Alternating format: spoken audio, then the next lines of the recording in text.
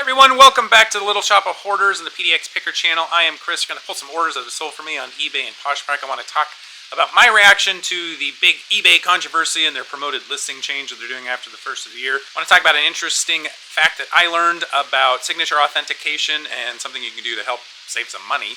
And also just talk about a really great find that I had at the Goodwill outlet the other day. So stick around after the intro song. We'll get into all those topics. Here we go. Wanna buy that Farrah Fawcett poster. There's dispensers and a toaster. Don't know why. That kind of stuff you throw away. I'll sell on eBay. Alright, so I'm going to try and make this video short because it's raining outside. It is loud, like usual. First item that sold, I had this sitting in my death pile for a long time. It's a TP-Link Deco mesh Wi-Fi piece. No power cord. Bought it for $5.99. Listed it for $20, free shipping. Sold in about 2 hours. So that's probably a $6-7 bill right there on that, which is not too bad. I listed a few a while back and they were slow movers. I decided I'd probably just pricing them too high, so I priced them much lower, and lo and behold, what do you know? They sold almost right away. It's important to note, if you want to sell things quickly, it's a good idea to price them right. That was, of course, sarcasm. I think we all know that, but this next item, took a little bit of a chance on this. I am calling the, not to say that I'm the first, but I think there is a huge decline in sales of Carhartt items. And the price is going down on those that do sell. This is a nice Rain Defender hoodie. I picked it up for $4 at a garage sale. It has a logo on there, which definitely hurts the value. Ended up taking an offer of $14 plus shipping on that, but that's okay. It sold, and I made somewhat of a profit, so not too bad. Let's get into my reaction to the big eBay update when it comes to promoted listings. I'm sure by now you all have heard that eBay is going to essentially change how promoted listings work after the first of the year and charge you no matter what, as long as anybody has ever clicked on your promoted listing link. If it ever sells in the future, no matter if it's promoted or not, they're going to charge you that fee. We've all probably heard that. I think we all agree that it is pretty crazy. It's absolutely ridiculous in a lot of our opinions, including mine. Here's what I'm going to do about it. Not a dang thing. And the reason for that is I hardly ever promote any of my listings. I do sell a lot of clothes. I think clothing is probably one of the higher categories for doing promoted listings. I do have a lot of clothes that don't sell somewhat quickly, but I have a lot of clothes that do, and I have a lot of shoes that do. I very, very rarely promote any of those listings, and I'm going to continue to hardly do that at all, and maybe never do it again. As long as they have this policy in place. I encourage you to do that as well. Don't promote your listings. What do you do if you are currently promoting your listings and you're afraid your sales are going to go down? Here's what I recommend you do. You just need to take better pictures, take more photos, and work on your titles. Think of your titles, use keywords, and make sure that all the important things are mentioned in the title, like the size, the color, whether it's men's or women's, the style, of course, if you're able to come up with a style. Put it in the title. That is, in my opinion, more important than promoted listings. Sure, you might end up not selling things as quickly, but you're going to save yourself a lot of money. Don't promote your listings. That's my suggestion moving forward, because that's what I do, and I find that I have some pretty decent success. Alright, next item that sold. I finally sold one of these. This is one of my worst buys. Primarily maybe because I just haven't listed a ton of them. But this is the first one that sold, so let me grab it here. Alright, I bought a bunch of vintage iron-ons from the 70s. These are original from the 70s. This is a Starsky and Hutch. I know it's probably a little bit hard to see what that is. I bought like 75 of them for $100. That's the first one I've sold. It sold for $20, $19.99 free shipping. Granted, I haven't listed but maybe 10 of them. But I kind of wanted to test it out because it's not exactly easy. It's not easy to photograph this. I don't recommend doing it. But hey, I'm one sixth of the way to making my money back. It's very frustrating. All right, here is a really fun, nice sale. This is part of my big buy from the Kickstarter board game, Nemesis board game. These are sleeves. These are specific Awaken Guard branded card protection sleeves. That's the company Awaken. Awaken Realms is the company that makes the board game. These 4 sleeves, there's 400 total in here, sold for $59.96, free shipping to the same buyer. That was really good because as of right now, I'm really close to breaking even on, well, I think I've made about $380 on my board game buy out of the $500 buy, and I think I have approximately probably $900 or $1,000 of listings left. So things are going well. I'm happy with it. Be definitely happy once I break even for sure. I'm kind of sick and tired of things sitting and not selling, so I'm taking a little bit of lower ball offers. This sold for $8, free shipping, paid $1 for it. It's a Calvin Klein pantyhose. It's like a darkest navy, dark blue color, so maybe not quite as popular. $8 free shipping. I think I only have 1 set of those left, so that's good. Like I said, I am, rather than just, I think I had these listed for like $12 free shipping. Somebody sent me the offer for $8. In the past, I might have countered at, say, like $10, but a lot of times people don't accept those offers and they end up just not selling the item. I'd rather basically make $2 on this than sit on it and have to discount it or perhaps never sell it.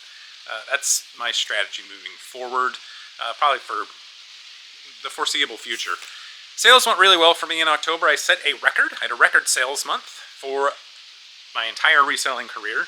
Pretty happy about that. I can't exactly pinpoint anything specific as to why, but just to show you real quick, we had $6,661.68 of sales in the month of October, which was, like I said, a record. My previous record was $6,388 here in February, so almost $300 more than my previous record. That is great. Like I said, I can't exactly contribute that to something specific, but I'm very happy about it, obviously, moving forward. Here's something I found at the Goodwill outlet. I might have underpriced this because I listed it and it sold really, really fast. I can't find anything. I can't find anything anywhere. Any record of this. But here's what it is. This is a book that I bought for $2.29 is what they charge you for hardcovers. Something like that, $2.79 maybe. This is titled The Philharmonic Symphony Society of New York, 1940-1941, the 99th season. This used to be a library book at the New York City Public Library. The Philharmonic Symphony Society of New York, which is now just called the New York Philharmonic. Real quick, just because it's so cool, this is full of a bunch of like programs, actual programs from that year. A couple of them here in the front, and then it goes through and gives you like a listing of the songs they played, who played on them, notes from the conductor, everything from this 99th season, 1940-41. Something, if you're a music history person, would be extremely valuable. I found it to be quite boring, but nonetheless, as I mentioned, I couldn't find any other record of a similar book. I know according to ChatGPT, these were given out to employees, the people in the orchestra, the musicians, a few other people, so not too many. But obviously they probably had other years available, besides 1940, 1941. I don't know, this might be the only copy, but the only copy that's still in existence. Of course, I highly doubt that. But I didn't know what to list it for, so I just threw it up for $50, and it sold within a couple of hours. Maybe I underpriced it. I don't really care, because I think somebody that bought it that quickly is pretty excited about it. So I personally have found, at least at my Goodwill outlet, old books, I have sold a lot of old books from there for good money. So don't sleep on the book section at the Goodwill outlet. That's my personal opinion. I find it to be way better than the actual book section and Goodwill. Just, I don't know what it is, but that one is way better there. This next pair of boots, I just picked these up last Monday, listed them. They sold in a couple of days. It's a pair of Dan Post women's cowboy boots. Here they are right here. Nice good size, 8.5. Condition was okay. The particular model of cowboy boot is the Maria.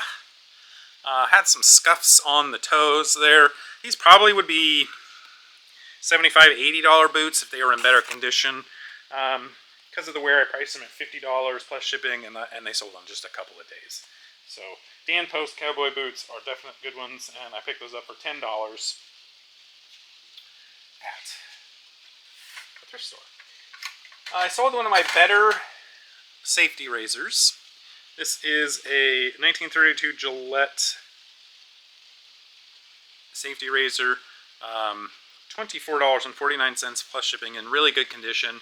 I spent some time cleaning these up. I put them in some soapy water, and then I tried to use like a bathroom cleaner that helps get rid of water stains and scale and stuff like that, you know, like the calcium deposits, because that's usually what builds up on these older ones are calcium deposits. And then I finish it off with a little stainless steel polish, as these are all stainless steel. So that one is doing pretty well. I still have, I don't know, 8 or 10 more to list, but doing a little bit better when it comes to getting rid of those old death pile razors. So I want to talk about as I mentioned, something I learned when it comes to signature authentication. I know this isn't necessarily common for a lot of us, and I've never actually had a signature authenticated before, which is part of the reason why I just learned this, but there's companies out there, PSA, Beckett, JSA, maybe another couple big names that are well respected in the signature authentication industry when it comes to sports figures, celebrities, things of that nature. I picked up this old Red Sox program from 1978. It's actually from a kind of an important playoff game between the Red Sox and the Yankees. It was a one-game playoff to decide who was actually going to go to the playoffs, if that makes sense, because they tied at the end of the regular season. On the front of it, there was a signature, and I went to a Facebook group, and that was big in that. It's called like autograph identification or something like that. And those are just kind of your average everyday people that maybe know or have seen a lot of autographs, and they thought this was George Steinbrenner, which is the former owner of the Yankees. He was in the old Seinfeld episodes. He was like a side character. They never showed his face. It was George's boss when he worked for the Yankees, or like the main boss. Anyway, I sent this off to Beckett. Basically, what you can do is take a couple of photographs of the signature, and then pay $10, and they'll give you, they'll evaluate whether or not they think it is likely to be authentic or not. So it's not a true authentication, but they basically say, hey, this is obviously a fake, don't send it in, it's not worth your time, or they're going to say, yeah, this is likely authentic. So they said this one was likely authentic, which means I'm going to send it in. I had to pay an extra $10, but I've been sitting on this for like a year waiting to send it in, because I just didn't really feel like paying the money if it wasn't going to be, if it wasn't going to actually be authentic. But obviously it was. Well, it likely will be. So that is it's $10 well spent, and I'm looking forward to submitting that. I think I can get, once it's authenticated, I think I can probably sell that for $300 or $500. I don't know exactly how much. It's kind of a one-of-a-kind type item, and it's from a pretty important baseball history moment. This sold for $15 free shipping, 1989 F-Series Econoline Bronco Do-It-Yourself Service Manual. Lighting wasn't great there. Paid $2 for this at an estate sale, and $15 free shipping, so not great, but not too bad. A few of these things are free shipping. There was a time period where I was listing a lot of items free shipping, just kind of testing that out. I went away from that. I don't like that model. Just primarily because on the occasion or two when you get a return, you have to pay the full amount back instead of withholding the shipping. And that bothers me. But these sold for $39.99 free shipping. This is a pair of Steph Curry Under Armour shoes. Got those for, I don't know, I think around $5 at a garage sale. First pair of Steph Curry shoes that I've sold. Don't sell too many Under Armours, so I decided to just give that one a shot because it just looked cool. I liked the design of it.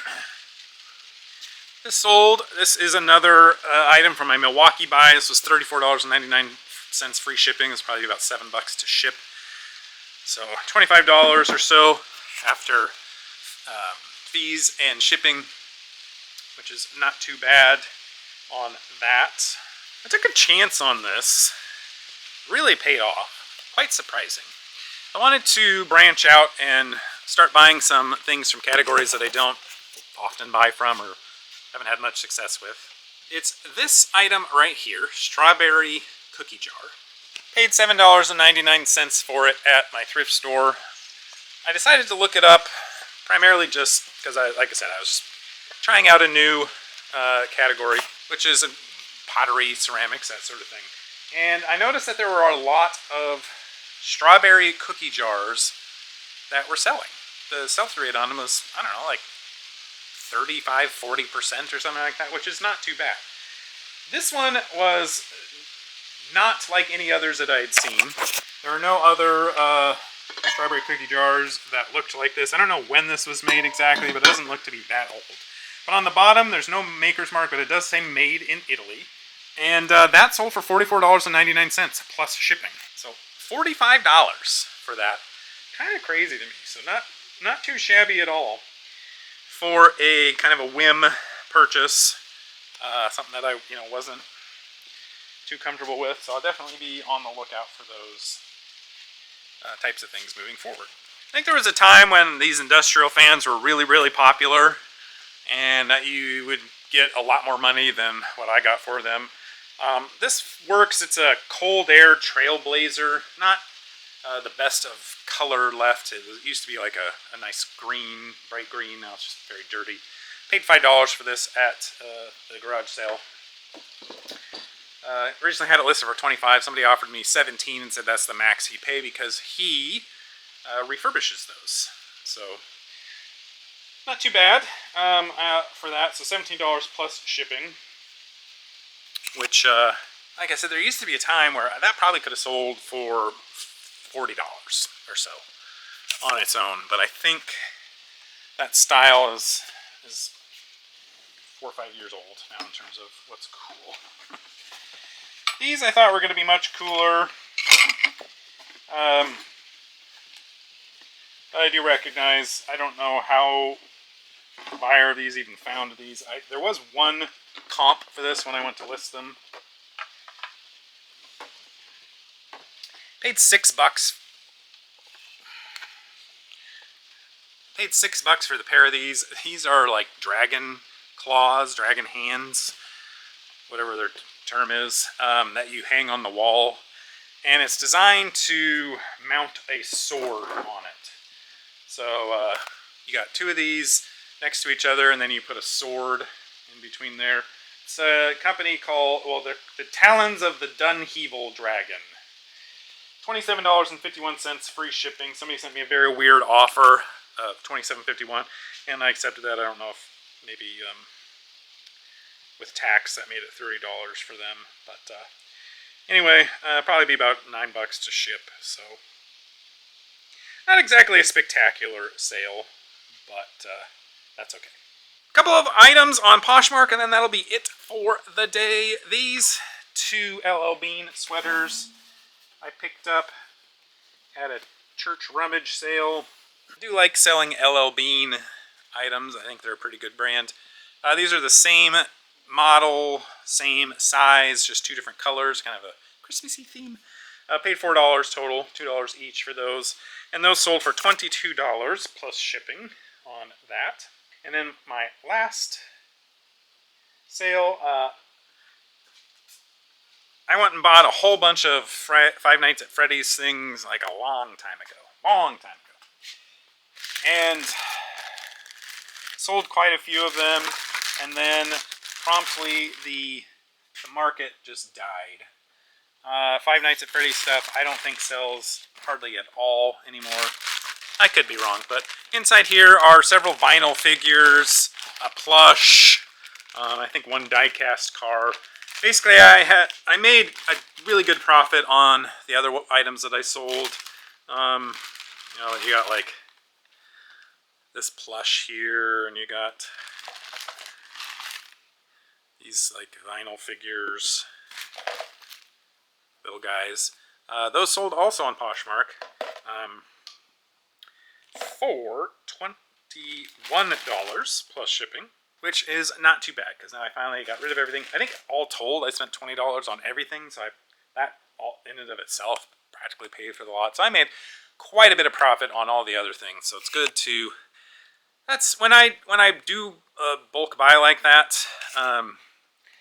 You know, over time you'll sell like the pick of the litter, like the good ones will sell right away, and then you'll be left with just kind of the riffraff that nobody necessarily wants. I have some G.I. Joe, vintage G.I. Joe vehicles that I'm going to do the same thing with. I have sold quite a few already, but I have like 5 or 6 that are still not selling. I have them priced at like $12 free shipping, $15 free shipping. They're just not selling on their own. So what I'll probably end up doing, delist them, put a new listing up with all 5 or 6 of them, you know, ask like $20 plus shipping, maybe a $30 total sale. And that way you can get a little bit more money and clear out some old inventory. And so it's a win-win for everybody that's involved. Of course, it doesn't always work that way. But I think usually when you lot items together like that, if you price them low enough, eventually they will sell.